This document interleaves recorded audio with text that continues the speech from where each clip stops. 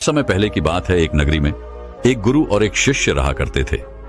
वह गुरु और शिष्य एक दिन एक यात्रा के लिए निकलते हैं। वह यात्रा अत्यधिक लंबी थी और जो रास्ता उन्होंने चुना था वह रास्ता अत्यधिक घने जंगलों से होकर गुजरता था। पास ही में एक नदी बह रही थी जिसे पार करने में उन गुरु और शिष्य को थोड़ा वक्त लग जाता है। उन गुरु ने अपने हाथों में एक थैला पकड़ रखा था और वह थैला बहुत ही भारी प्रतीत हो रहा था, जिसमें कुछ ऐसी चीज रखी थी जो अत्यधिक वजनी थी, अर्थात अत्यधिक भारी थी, और उस थैले को उन गुरुवर ने बहुत ही ध्यानपूर्वक पकड़ रखा था। वह गुरु व उस थैले को अपने आप से एक पल के लिए भी दूर नहीं कर रहे थे। ऐसे ही उन गुरुवर ने उस थैले को अपने हाथों में लेकर काफी दूर तक का सफर तय किया, लेकिन उसके बाद उस वजनी चीज के कारण उन गुरुवर के हाथों में दर्द महसूस होने लगा। इसलिए उन्होंने वह थैला अपने कंधों पर टांग लिया और आगे का सफर तय करने लगी। वह जंगल इतना घना और इतना बड़ा था कि उसका दूसरा छोर कहीं से नजर नहीं आ रहा था। वह गुरु और शिष्य दोनों उस जंगल के रास्ते से होकर गुजरते चले जा रहे थे। वहां पर और कोई भी नहीं था। तभी वह गुरु अपने शिष्य से कहते हैं, भंते, तुम्हें डर तो नहीं लग रहा? वह शिष्य अपने गुरु की यह बात सुनकर अत्यधिक हैरान हो जाता है और वह बड़ी हैरानी से अपने गुरुवर से कहता है गुरुवर, आप ये क्या कह रहे हैं? हम एक सन्यासी हैं, हमें किस बात का डर? आखिर आप ऐसा क्यों पूछ रहे हैं? पहले तो मैंने आपको यह कभी पूछते नहीं देखा। कहीं आप मेरी परीक्षा तो नहीं ले रहे? इस पर गुरुवर अपने उस शिष्य से कहते हैं, नहीं नहीं, मैं तो बस यह जानना चाहता था कि इतने घने जंगल में हम कब से चले जा रहे हैं। हो सकता है तुम्हारे मन में डर पैदा हो रहा हो, इसलिए मैंने बस तुमसे पूछ लिया। इस पर शिष्य कहता है, गुरुवर, आप ही ने तो सिखाया है यह सब कुछ नश्वर है, तो फिर मुझे किस बात का डर होगा? नहीं, मेरे पास कुछ ऐसा है जिसे खोने का मुझे डर हो, तो फिर भला मैं किस बात से डरूंगा? आपने शिष्य की यह बात सुनकर वह गुरुवर कहते हैं, अच्छा ठीक है, चलो आगे बढ़ते हैं। इतना कहकर वह गुरुवर और वह शिष्य आगे की ओर बढ़ने लगे। देखते ही देखते रात हो चुकी थी। रात में उन्होंने एक जगह पर रुकने का इंतजाम किया। चारों तरफ घना अंधेरा था, चारों तरफ एक सन्नाटा छाया हुआ था। तभी वह गुरुवर अपने उस शिष्य से कहते हैं, भंते, आज रात हम यहीं पर रुक जाते हैं और अगली सुबह हम अपनी यात्रा फिर से प्रारंभ करेंगे। वह शिष्य अपने उन गुरुवर की बात मान लेता है। कुछ देर बाद वो गुरु अपने शिष्य से कहते हैं, भंते, कहीं तुम्हें भय तो नहीं लग रहा? यह बात सुनकर वह शिष्य एक बार फिर से अपने गुरुवर से कहता है गुरुवर, मुझे किस बात से डर लगेगा? मैंने कोई गलत कार्य नहीं किया और ना ही मेरे पास खोने के लिए कुछ है। आप मेरी चिंता ना करें, मुझे कोई डर नहीं लग रहा। आप चैन से सो जाएं। आखिर हम कल सुबह आगे की यात्रा भी तो पूरी करनी है। इतना कहकर वह गुरु और शिष्य दोनों सो जाते हैं। अगली सुबह सूरज निकलने से ठीक पहले वह दोनों उठकर अपनी यात्रा फिर से प्रारंभ करते हैं और अपने मार्ग में आगे की ओर बढ़ने लगते हैं। जैसे जैसे सुबह हो रही थी वैसे वैसे सूर्य की किरणें भी तेज और तीव्र होती जा रही थीं, लेकिन वह गुरु और शिष्य आगे की ओर बढ़ते चले जा रहे थे। देखते ही देखते दोपहर का वक्त हो चुका था और अब उन महात्मा को जोरों की प्यास लग चुकी थी।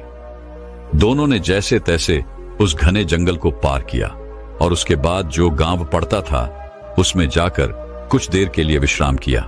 तभी वह गुरु अपने शिष्य से कहते हैं, भंते, मुझे जोरों की प्यास लगी है, मेरे लिए पानी लेकर आओ। इस पर शिष्य दौड़ा दौड़ा गांव के कुएं के पास जाता है। वहां से पानी निकालकर वह अपने गुरुवर को देता है। पानी पीते वक्त वह गुरुवर अपने उस थैले को अपने उस शिष्य को थमा देते हैं। वह थैला अत्यधिक भारी था। शिष्य ने जब उसे अपने हाथों में लिया तो वह यह समझ चुका था कि यह गुरुवर पहले से ही अपने थैले में कुछ ऐसा लिए घूम रहे हैं जिनके कारण इनके मन में कुछ डर उत्पन्न हो रहा है। वह यह सोचने लगा कि उसके गुरुवर उससे कुछ न कुछ छुपा रहे हैं। जरूर कोई बात है। जब उसने उन गुरुवर के थैले में हाथ डाला तो उस थैले में उसे एक सोने की ईंट मिली। उसने सोने की ईंट को निकालकर बाहर फेंक दिया और उसमें पत्थर की एक ईंट भर दी। उन गुरुवर ने पानी पीने के बाद तुरंत ही उस थैले को फिर से अपने हाथों में ले लिया और अपने शिष्य से कहते हैं, जाओ तुम भी पानी पी लो, अब हमें आगे का सफर तय करना है। शिष्य भी पानी पीकर आता है और उसके बाद वे दोनों सफर में आगे की ओर बढ़ चलते हैं। तभी उन्हें एक व्यक्ति मिलता है और वह उन गुरु से कहता है गुरुवर, इस गांव में रहना ठीक नहीं है, इस गांव में अत्यधिक चोर रहते हैं और यहाँ पर बहुत चोरियां होती हैं। यहाँ पर अक्सर लोगों का सामान चोरी हो जाता है। ये सुनकर वह गुरुवर अत्यधिक घबरा जाते हैं और अपने शिष्य से कहते हैं, भंते हैं, हमें यहाँ से जल्दी जल्दी निकलना चाहिए। हमें अपने मार्ग में तेजी से आगे बढ़ना चाहिए। इस पर शिष्य अपने गुरुवर से कहता है गुरुवर, आप निश्चिंत तो हो जाइए। अब हमें किसी भी प्रकार का कोई खतरा नहीं है और ना ही अब आपको डरने की कोई आवश्यकता है। अपने शिष्य के मुख से यह बात सुनकर वह गुरुवर अपने शिष्य से कहते हैं, भंते, तुम इतने विश्वास के साथ ये कैसे कह सकते हो कि अब हमें डरने की कोई आवश्यकता नहीं। इस पर शिष्य अपने गुरु से कहता है गुरुवर, जिस सोने की ईंट के कारण आप घबरा रहे थे, जिसे आपने शुरू से लेकर अब तक ढोया था, जिसका वजन आप लेकर इधर उधर घूम रहे थे, उसे मैंने कब का फेंक दिया है, इसलिए वह खतरा अब टल चुका है। अब वह खतरा हमारा पीछा नहीं कर सकता, इसलिए आप निश्चिंत हो जाइए और अब आपको डरने की भी कोई आवश्यकता नहीं। अपने शिष्य की यह बात सुनकर वह गुरु अपने थैले में हाथ डालकर देखते हैं तो उन्हें एक साधारण सा पत्थर मिलता है। तब वह अपने शिष्य से कहते हैं, भंते, इसमें जो सोने की ईंट थी वह कहां गई? इस पर वह शिष्य कहता है गुरुवर, जो आपकी परेशानी का कारण बना हुआ था, जो आपकी डर का कारण बना हुआ था, मैंने उसे निकाल कर फेंक दिया है और उसकी जगह पर यह पत्थर की ईंट मैंने आपके थैले में रख दी थी ताकि आपको इसके बारे में जानकारी ना हो सके। इस पर वह गुरु कहते हैं, अर्थात इतनी देर से मैं केवल एक पत्थर का बोझ धो रहा था, एक पत्थर को लिए घूम रहा था और अकारण ही परेशान हो रहा था, डर रहा था, घबरा रहा था। इस पर शिष्य कहता है गुरुवर, आप तो व्यर्थ ही चिंतित हो रहे थे। वह सोने की ईंट भी हमारे किस काम की? वह तो हमारे लिए नश्वर है, व्यर्थ है। हमारे लिए तो सब एक समान है। इस पर वह गुरु अपने उस शिष्य से कहते हैं, भंते, तुम सही कहते हो, मैं तुम्हारी बात समझ चुका हूं। तुमने एक शिष्य होकर मुझे इतनी अच्छी सीख दी है। मैं तुम्हारी समझदारी से अति प्रसन्न हूं। मुझे खुशी है कि तुम मेरे शिष्य हो। इस पर वह शिष्य कहता है गुरुवर, आप ही ने सिखाया था, भय जैसी कोई चीज नहीं होती। यह तो हमारी मान्यता है जिसे हम कई वर्षों से यूं ही मानते चले आ रहे हैं, लेकिन यदि हम ध्यान से वास्तविकता को देखेंगे तो सत्य का झात होगा कि ऐसा कुछ नहीं होता। यदि व्यक्ति के भीतर भय बसा हुआ है तो कोई भी चीज उसे डरा सकती है, और यदि व्यक्ति भीतर से कमजोर नहीं है, ताकतवर है, तो उसे कोई नहीं हरा सकता। जरूरत है तो खुद को यह बताने की कि हम जो कुछ भी सोच रहे हैं, हमारे भीतर जो कुछ भी चल रहा है, ये सब एक कल्पना है और कुछ नहीं, जिसे हम बेवजह ही कई वर्षों से ढो रहे हैं, इसका वजन संभाल रहे हैं। एक बार की बात है, एक बार एक गुरु अपने सभी शिष्यों को उपदेश दे रहे थे। तभी उन सभी शिष्यों में से एक शिष्य अपने गुरु से पूछता है गुरुदेव, क्या यह जरूरी है कि हम समय रहते अपने कार्य को पूरा कर लें? हम उसे बाद में भी तो कर सकते हैं, हम उसे बाद में क्यों नहीं कर सकते? इस पर वह गुरु अपने उस शिष्य से कहते हैं, भंते, समय के साथ अगर तुम हर कार्य को करते हो तो जीवन में तुम्हें उसका वैसा ही लाभ भी मिलेगा और तुम आगे की ओर बढ़ते चले जाओगे। आगे वह गुरुवर अपने उस शिष्य से कहते हैं, समय एक ऐसी चीज है जो कभी किसी के लिए नहीं रुकता, इसलिए समय के साथ अपने कार्य को पूरा कर लेना चाहिए। यदि तुम अपने कार्य को कल पर टालते हो तो क्या तुम जानते हो कल क्या होगा? क्या तुमने कल देखा है? यह कोई नहीं जानता। तुम्हारा आज तुम्हारे पास है, इसलिए इस पर ध्यान दो, क्योंकि यदि यह समय निकल गया तो फिर कभी यह वापस नहीं आएगा। इस पर वो शिष्य कहता है, पर गुरुवर, ऐसा क्यों होता है? हम उस कार्य को बाद भी क्यों नहीं कर सकते? इस पर गुरुवर अपने उस शिष्य से कहते हैं, क्योंकि हर कार्य को करने का एक निश्चित समय होता है। इसे और अच्छे से समझाने के लिए मैं तुम्हें एक कहानी सुनाता हूं। इस कहानी को ध्यानपूर्वक सुनना और समझने का प्रयास करना। एक समय की बात है, एक व्यक्ति था जिसका एक बेटा भी था और उसका बेटा बहुत आलसी था। वह कभी भी किसी कार्य को समय पर पूरा नहीं करता था। एक काम करता और उसके बाद वह भाग जाता और घर पर भी वह वापस नहीं आता। इसी तरह उसका कार्य अधूरा रह जाता। जब वह अगले दिन उस कार्य को पूरा करने जाता तो उसका काम और भी ज्यादा बढ़ जाता। वह किसी भी कार्य को मेहनत और लगन के साथ पूरा नहीं कर पाता था और यह बात उसके पिता को बहुत अच्छे से पता थी कि उसका बेटा किसी भी कार्य को पूर्ण रूप से नहीं करता, ना ही किसी काम को सही ढंग से करता है। इस कारण वह व्यक्ति अत्यधिक चिंतित रहता। उसे यह समझ नहीं आ रहा था कि अपने बेटे को कैसे समझाए कि हर कार्य को उचित समय पर पूरा कर लेना चाहिए। देखते ही देखते समय बीत गया और वह व्यक्ति बूढ़ा हो चुका था। उसकी आय हो चुकी थी और अब उसे यह चिंता सताने लगी थी कि उसके बेटे को कौन संभालेगा, उसे कौन समझाए कि कैसे कोई कार्य सही समय पर और सही ढंग से करना चाहिए। एक दिन उसने यह तय किया कि वह अपने बेटे से इस विषय पर बात करेगा। उसी दिन शाम को खाने के वक्त वह व्यक्ति अपने बेटे को अपने पास बुलाता है और उसे समझाते हुए कहता है, बेटा, तुम जानते हो हम सब किसान हैं और किसानी करके ही हमारा पेट भरता है और हमारा जीवन भी इसी से चल रहा है। मैं जब तक स्वस्थ था मैंने पूरी लगन और मेहनत के साथ इस कार्य को पूरा किया है, लेकिन अब मैं बूढ़ा हो चुका हूं, मेरी उम्र हो चुकी है। अब मैं तुम्हारा साथ नहीं दे सकता और न जाने कब अब मेरा अंतिम समय भी आ जाए।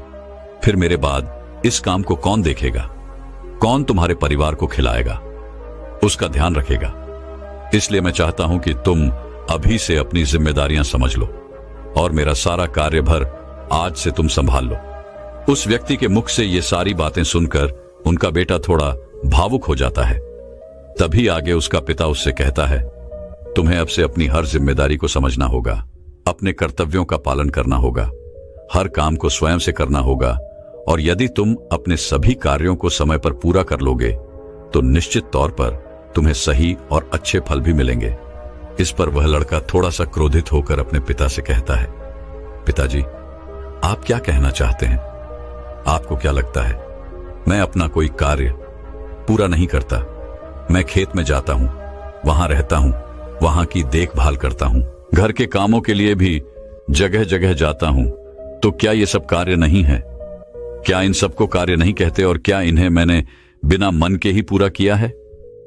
इस पर उसके पिता कहते हैं, बेटा, मैं जानता हूं कि तुम रोज खेत जाते हो, लेकिन मुझे यह भी पता है कि तुम वहां जाकर एक पेड़ की छाया में सो जाते हो और अपना समय बर्बाद कर देते हो। मैंने खुद कई बार तुम्हें खेतों में सोते हुए देखा है और तुम कहते हो कि तुम घर के कामों के लिए बाजार जाते हो। मैंने तुम्हें कई बार बाजार के बहाने अपने मित्रों से मिलते हुए देखा है, उनसे घंटों बातें करते हुए देखा है, लेकिन तुम एक पल के लिए यह नहीं सोचते कि घर पर बूढ़े माँ बाप हैं, उनका भी तो ख्याल रखना आवश्यक है। अपने पिता के मुख से ये सारी बातें सुनकर वह लड़का शांत हो जाता है, क्योंकि उसके पास अब कहने के लिए कुछ नहीं बचा था। वह चुपचाप अपने पिता की बात सुनता है।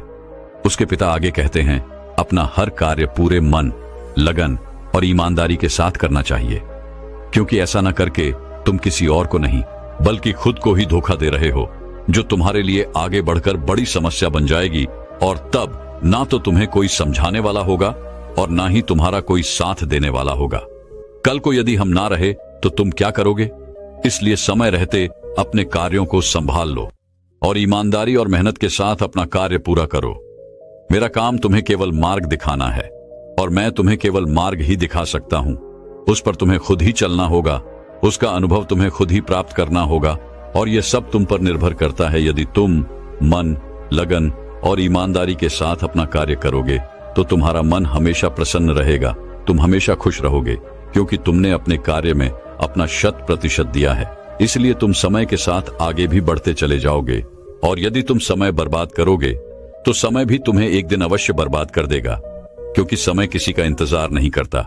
इसलिए अपनी गलतियों को समझो, उन्हें सुधारो, अभी भी समय है।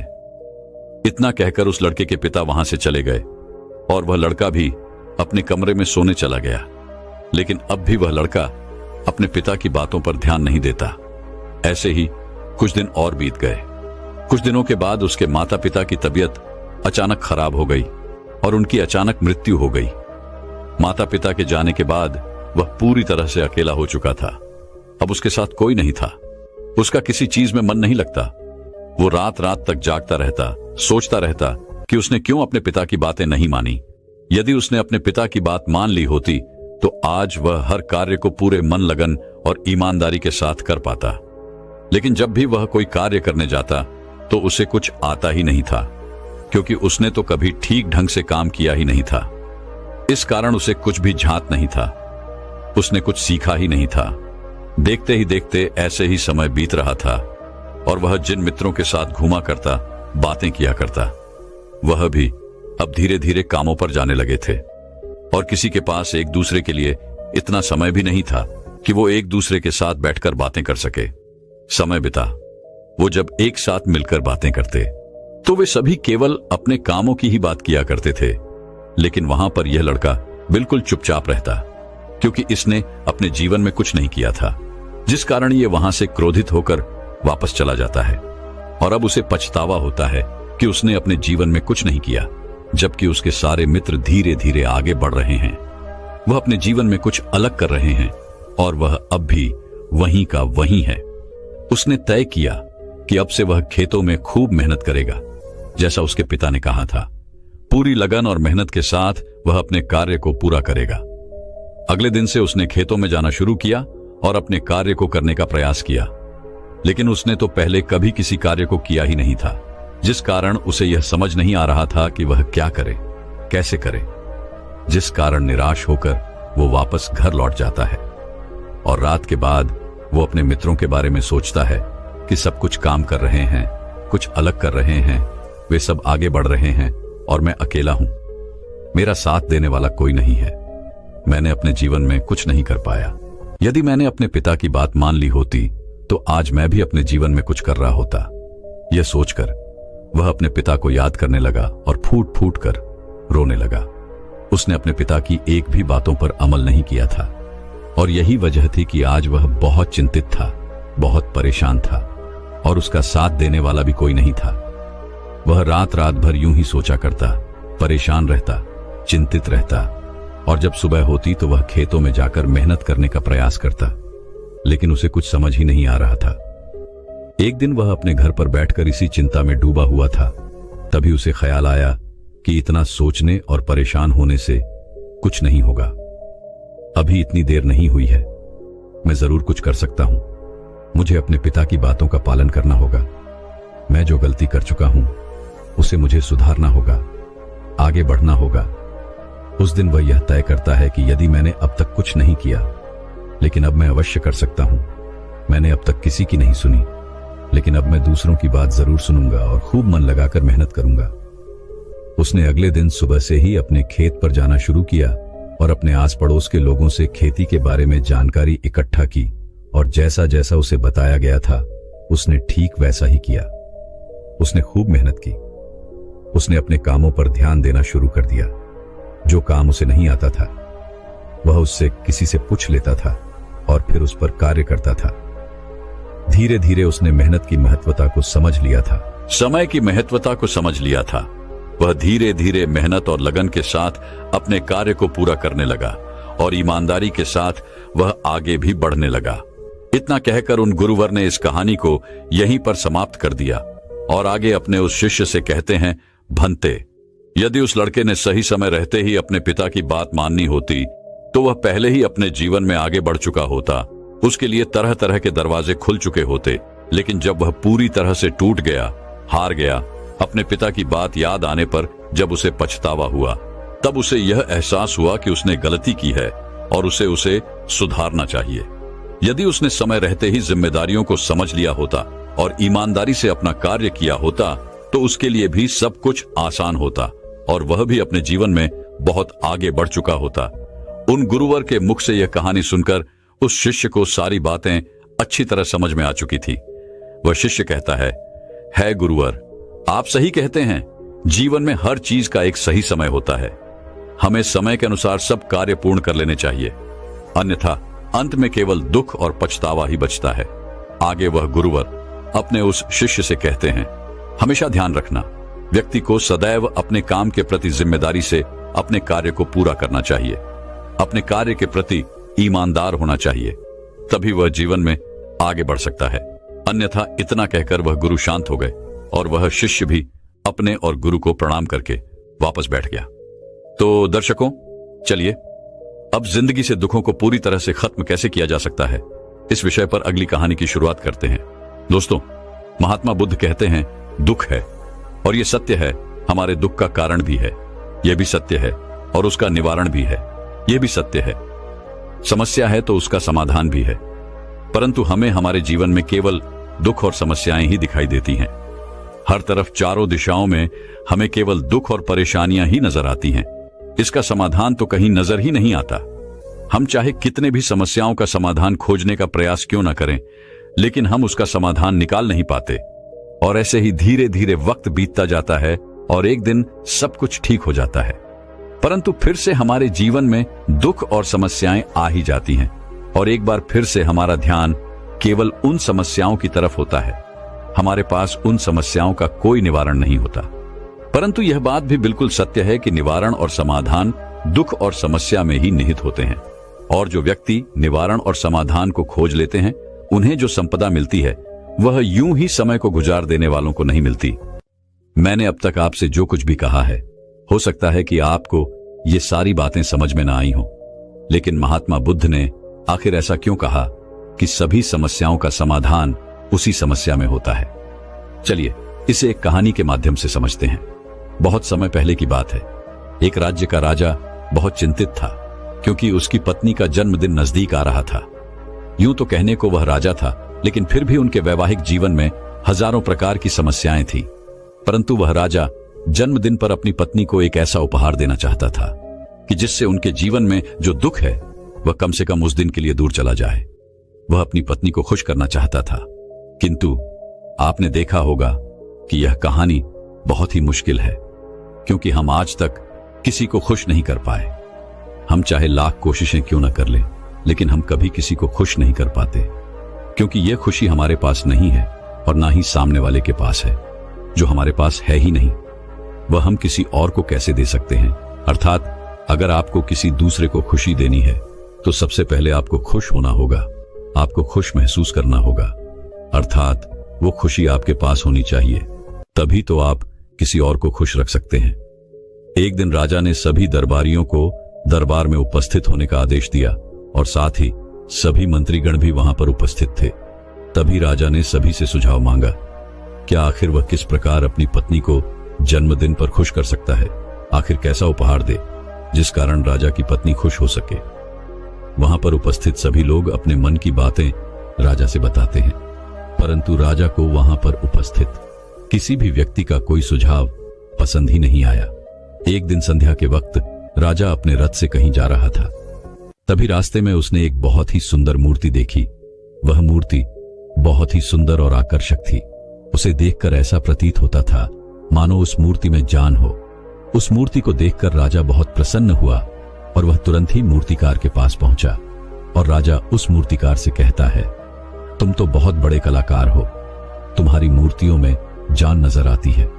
ऐसा प्रतीत होता है कि तुम्हारी मूर्तियां जीवित हैं। हम तुम्हारी इन मूर्तियों को देखकर बहुत प्रसन्न हैं। हम चाहते हैं कि तुम्हारी सारी मूर्तियां हमारे दरबार में शामिल हों। यह सुनकर वह मूर्तिकार बहुत प्रसन्न हुआ, जैसे उसे कोई खजाना मिल गया हो। लेकिन तभी राजा ने उस मूर्तिकार से एक और बात कही, देखो, मैं चाहता हूं कि तुम मेरे दरबार में शामिल हो जाओ, किंतु उससे पहले तुम्हें हमारे लिए हमारी रानी की एक ऐसी मूर्ति बनानी होगी जिसे देखकर वह खुश हो जाए और अपने सारे दुख दर्द भूल जाए, और यदि तुम ऐसा ना कर सके तो मैं तुम्हारा सर धड़ से अलग कर दूंगा। राजा के मुख से यह सुनकर वह मूर्तिकार घबरा गया, उसके पसीने छूट गए। वह राजा को मना भी कैसे करे, इसलिए उसने न चाहते हुए भी राजा को स्वीकृति दी थी। राजा उस मूर्तिकार की बात सुनकर बहुत प्रसन्न हुआ और वापस लौट गया। लेकिन उधर दूसरी तरफ जो मूर्तिकार अब तक बहुत प्रसन्न था, जो अपने मन से मूर्तियां बनाया करता था, जो हमेशा खुश रहता था, अब वह दुखी हो गया था। वह गहरे दुख में चला गया था। वह डर के कारण रानी की मूर्तियां बनाना शुरू करता है, परंतु जो भी मूर्ति वह बनाता था उस मूर्ति को देखकर ऐसा प्रतीत होता था मानो वह मूर्ति बहुत दुखी है, उसे किसी प्रकार का कोई दुख है। एक के बाद एक उसने कई सारी मूर्तियां बना डाली, परंतु कोई भी मूर्ति ऐसी नहीं थी जिसे देखकर कोई भी खुश हो सके, जिसे देखकर यह प्रतीत हो कि मानो उस मूर्ति में जान है और वह मूर्ति देखकर कोई भी अपना दुख भूल जाए। और ये इस कारण हो रहा था क्योंकि वो मूर्तिकार भीतर से बहुत दुखी था, जो उसकी मूर्तियों के रूप में स्पष्ट नजर आ रहा था। राजा ने उस मूर्तिकार को 1 सप्ताह का समय दिया था, किंतु 4 दिन तो उसने यूं ही बर्बाद कर दिए। अब उसके पास केवल 3 दिन का ही समय बचा था। जिसके बारे में सोच सोचकर उस मूर्तिकार का गला सूखा जा रहा था। डर के कारण अब उसके हाथ पैर भी काम करना बंद कर चुके थे। उसके हाथ से हथौड़ी और छीनी तक नहीं चल रही थी और उसे अपना भविष्य नजर आ रहा था। उसे नजर आ रहा था कि वह राजा उसे मृत्युदंड दे रहा है। उसके बाद उसके परिवार का क्या होगा, उसके परिवार को कौन संभालेगा, यह सोच सोचकर उस मूर्तिकार का मन बैठा जा रहा था। तभी उसने एक योजना बनाई। वह अपने परिवार को साथ लेकर रात ही में गांव छोड़कर चला जाएगा। यह सोचकर वह तुरंत घर लौटा। उसने सारा सामान बांधा, अपनी पत्नी और अपने बच्चों को भी तैयार किया। ऐसे ही घर से निकलने वाला था कि तभी उसने देखा कि राजा के सिपाही वहां पर तैनात थे। यह देखकर वह मूर्तिकार और भी घबरा गया। वह समझ नहीं पा रहा था कि क्या करें। यदि वो यहां से भागने की कोशिश करता है और पकड़ा जाता है तो राजा उसके साथ साथ उसके परिवार को भी मृत्युदंड दे देंगे। वह कुछ समझ नहीं पा रहा था। तभी वह जमीन पर बैठ गया और रोने लगा और अपनी पत्नी से कहता है, अब से तुम्हें ही बच्चों का ख्याल रखना होगा। मेरा और तुम्हारा साथ यहीं तक था, क्योंकि राजा ने जिस प्रकार की मूर्ति का मुझे आदेश दिया है, मैं उस प्रकार की मूर्ति नहीं बना पा रहा, जिस कारण राजा मुझे मृत्युदंड दे देंगे। वह मेरा सर धड़ से अलग कर देंगे और उसके बाद तो तुम्हें मेरे बच्चों का ख्याल रखना होगा।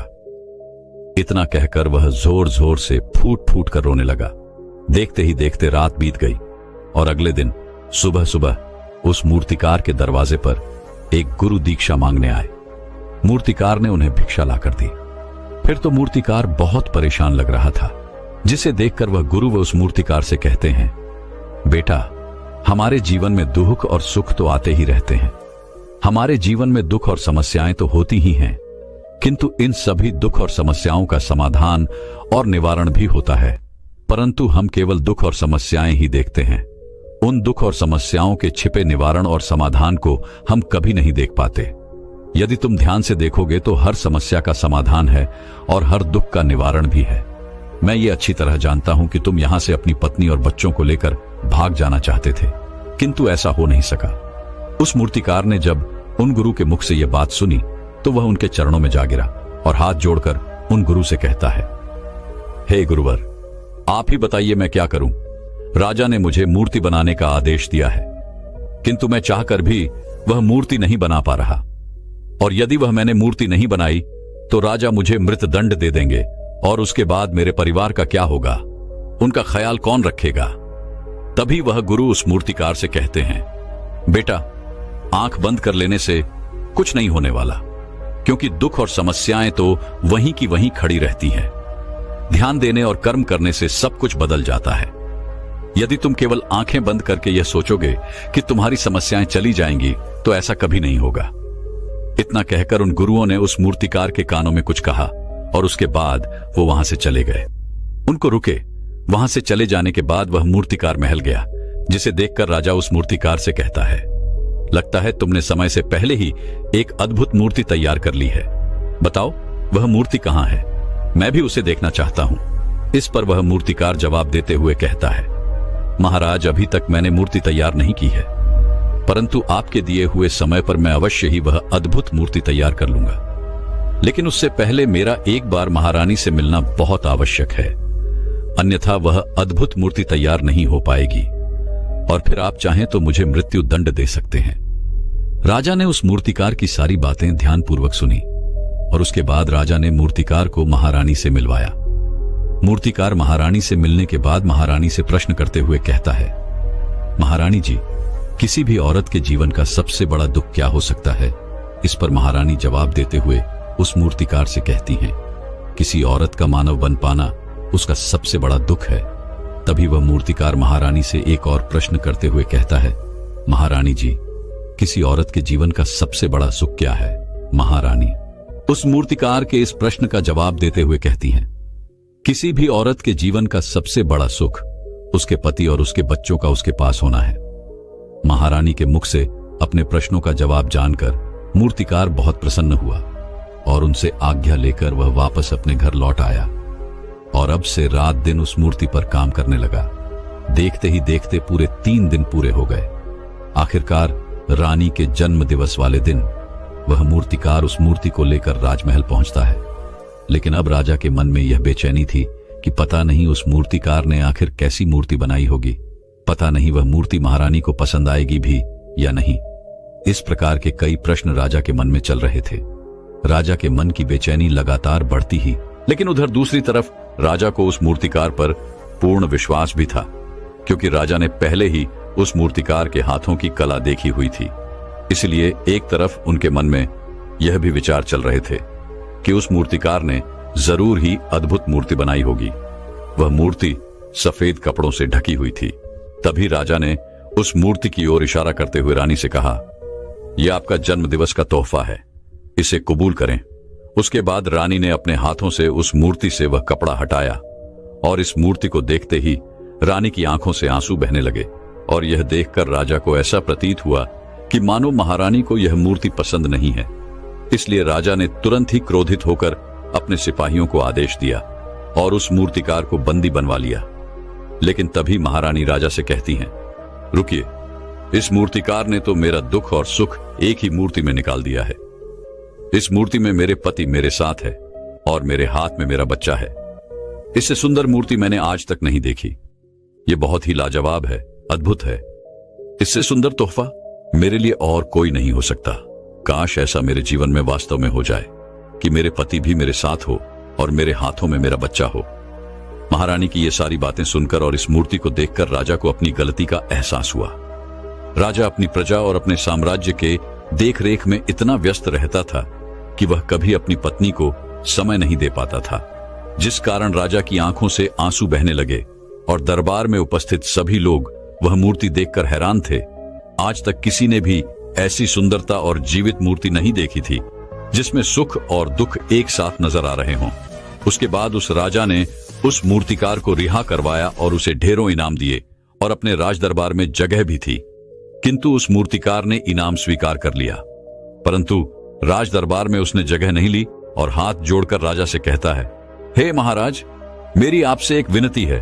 आपने मुझे चेतावनी दी थी, यदि मैं ये मूर्ति नहीं बना सका तो आप मुझे मृत्युदंड दे देंगे।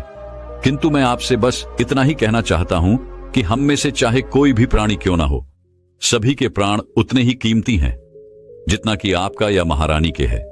इसलिए किसी को भी बिना दोष के दंड नहीं देना चाहिए।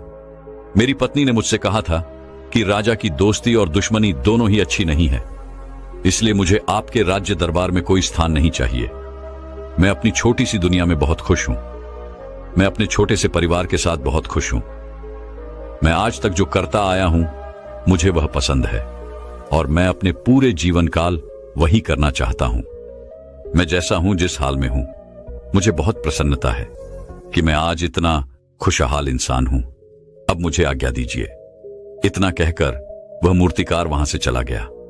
दोस्तों, इसी प्रकार हमारे जीवन में भी बहुत बड़े बड़े संकट और दुख आते जाते हैं, किंतु वास्तव में तो ये दुख और संकट हमें कुछ सिखाने के लिए आते हैं। किंतु हम तो केवल उन दुख और समस्याओं को ही देखते रह जाते हैं। हम उनका निवारण खोजने का तनिक भी प्रयास नहीं करते और जब हम दुख के समय क्रोध करते हैं तो हम वास्तविकता में अपना ही नुकसान कर लेते हैं। जो व्यक्ति समझदार होते हैं वह अपनी दुख और परेशानियों से ये सबक सीख ही लेते हैं कि उन्हें विषम परिस्थितियों में शांत रहकर उन दुखों का निवारण करना चाहिए, उन समस्याओं का समाधान करना चाहिए। किंतु हम में से अधिकांश लोग यह नहीं सीख पाते और वह लोग दुख और परेशानियों के समय पर क्रोधित हो ही जाते हैं। वह इस बात को अच्छी तरह जानते हैं क्या हमें दुख और समस्या के समय पर शांत रहना चाहिए और उसका समाधान खोजने का प्रयास करना चाहिए, किंतु हम बार बार वही गलती दोहराते रहते हैं। जब भी हमारे सामने कोई विषम परिस्थिति उत्पन्न होती है तो हम बार बार क्रोधित हो जाते हैं और क्रोध में आकर हम अपना ही नुकसान कर लेते हैं, क्योंकि क्रोध में हम कभी भी कोई चीज सीख नहीं सकते। क्रोध में हमारा मस्तिष्क काम करना बंद कर देता है और उसे केवल वह परिस्थिति नजर आती है, वह समय नजर आता है जो उसके खिलाफ है और जो जीवन के दुखों से, इन समस्याओं से कुछ सीख नहीं पाता। ऐसा व्यक्ति पूर्ण रूप से एक दलदल में फंसे हुए इंसान की तरह है जो परिस्थितियों के दलदल में कुछ इस प्रकार फंस चुका है कि वह वहां से निकल नहीं सकता। फिर वह चाहे कितना भी हाथ पैर क्यों ना मार ले, और वह जितना हाथ पैर मारेगा वह उतना ही उस दलदल में फंसता चला जाएगा। जबकि आपको हाथ पैर ना मार के बल्कि शांत रहकर अपने मस्तिष्क का प्रयोग करना चाहिए। और यह सोचना चाहिए कि इस दुख, इस समस्या और इस विषम परिस्थिति का समाधान क्या हो सकता है। किंतु आप तो अपने आप को पहले से ही दलदल में डाल चुके हैं और ऐसी स्थिति में आप बाहर निकलने के बारे में ना सोचकर लगातार और हाथ पैर मारकर आप अपने आप को उस दलदल में और भी नीचे डुबाते जा रहे हैं। तो ऐसी परिस्थिति में आप भला उस समस्या, उस परिस्थिति का सामना कैसे करेंगे, वहां से बाहर कैसे निकलेंगे? और वहीं पर जो व्यक्ति थोड़ा भी जागृत है, जो दुख और समस्याओं का निवारण और समाधान खोजने में वास्तव में अपना समय लगाते हैं, वो ये जानते हैं कि निवारण और समाधान एक हीरे की तरह है। वह हीरे की खान की तरह है। जिस प्रकार एक हीरे को ढूंढा जाता है, फिर उसे तराशा जाता है, जिसके बाद उस हीरे की कीमत बहुमूल्य हो जाती है, ठीक वैसे ही दुख और समस्या में समाधान और निवारण खोजने की आवश्यकता होती है और वह हमें खोजना भी चाहिए। और जब ये आपको मिल जाते हैं, तब आपको एक ऐसी संपदा मिलती है, एक ऐसी समझ, एक ऐसा विश्वास, एक ऐसी शक्ति मिलती है कि उसके बाद आपके सामने जब भी कोई समस्या या कोई परेशानी आती है तो आप अकेले नहीं होते, बल्कि आप ये समझ जाते हैं कि वो विषम परिस्थिति आपको कुछ सिखाने आई है और आप उसका डटकर सामना करते हैं। उससे वो सारी चीजें सीखते हैं जो वो आपको सिखाना चाहती है और उसके बाद आप और भी मजबूत होते चले जाते हैं। आपका विश्वास और भी बढ़ता चला जाता है, आप और भी शक्तिवान और बलवान होते चले जाते हैं। इसीलिए महात्मा बुद्ध कहते हैं कि यदि दुख है तो उसका निवारण भी है, यदि समस्या है तो उसका समाधान भी है। इसलिए केवल दुख में उलझे मत रहिए, बल्कि उस दुख का निवारण कीजिए और यही आपको करना चाहिए। केवल हाथ पर हाथ धरे बैठे रहने से या फिर यूं ही समय को गंवाने से आपको कभी भी उसका निवारण नहीं मिलेगा, बल्कि जितना आप उस दुख और समस्या से अपनी जान छुड़ाकर भागने की कोशिश करेंगे, वह उतने ही तीव्रता से आपके पीछे भागेगी। और जैसे जैसे समय बीतता जाएगा, वह दुख और समस्या और भी विकराल रूप ले लेगी और तब उसका सामना करना और भी मुश्किल हो जाएगा। इसलिए यदि कोई दुख और समस्या अभी आपके सामने है तो उससे लड़िए, डटकर सामना कीजिए, उससे सीखिए और निवारण कीजिए। दोस्तों, मैं उम्मीद करता हूं कि यह कहानी सुनने से आपके जीवन में अच्छे बदलाव आए होंगे।